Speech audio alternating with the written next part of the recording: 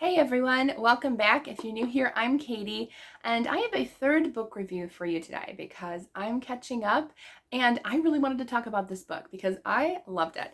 And we're going to talk about The Pursuit of Elena Bradford by Anne H. Gabhart. Thank you to Ravel for sending me a copy of this book to read and talk about with you all. I just finished this like not even an hour ago, and let me tell you, I loved this one. I think honestly, this might be my favorite of the author's writing that I've read. I think I've read a good 4 of her books. Don't quote me, but it's around there. But this is by far my favorite. I absolutely loved it.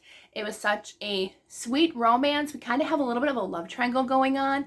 And let me tell you, the author kept me guessing for quite a while, probably until like 3/4 of the way through the book, until I was like, nope, definitely that guy.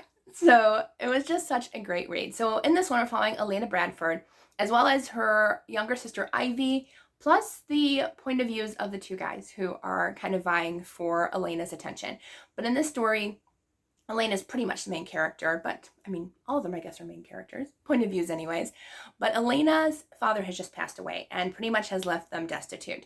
And so her mother says, listen, we got to get Elena, who is of course, the older sister, a rich husband to help us out with your father's debts. So they decide to go to this kind of the Mineral Springs Healing Water area in, let me get this right, Graham Springs, Kentucky. But I guess there's a manor home, and I guess if you drink the spring water, you'll feel better. And so they decide to go there because, of course, probably a lot of wealthy people decide to go there. So they're going to spend the summer and try to find Elena a husband. And she's never met somebody that she fell in love with, but she does know the duty that she has to her family, especially back then. You kind of had to find a wealthy husband to help out the family. So she goes, kind of in the mindset of, I have to find a husband, but there are two men who kind of vie for her attentions. We have an artist who is kind of also searching for a bride, but might not be exactly the idea she's looking for. But we have an artist who wants to travel and just, be an artist. And then we have this man who is pretty much heartbroken from his past relationship. Something happened to his fiance, and he's sent to the Springs to kind of, get out of the funk he's been in. So they all kind of meet together on the stagecoach going to the Springs.